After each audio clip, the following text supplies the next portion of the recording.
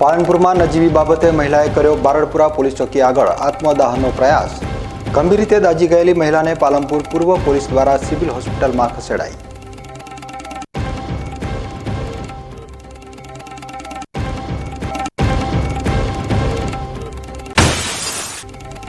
અંબાજી મંદિર ટ્રસ્ટની મહત્વપૂર્ણ જાહેરાત।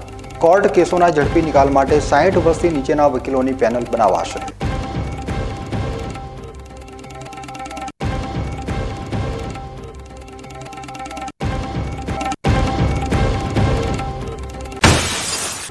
જસરા ખાતે યોજાનાર 14મા મેગા અશ્વશોને અપાયો આખરી ઓપ। આવતીકાલ 20 થી 26 ફેબ્રુઆરી 7 દિવસ સુધી યોજાશે અશ્વમેળો।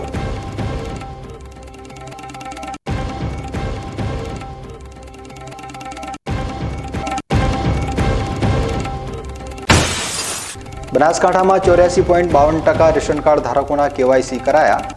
જિલ્લામાં હજુ પણ 15.48% રેશન કાર્ડ ધારકો કેવાયસીથી વંચિત।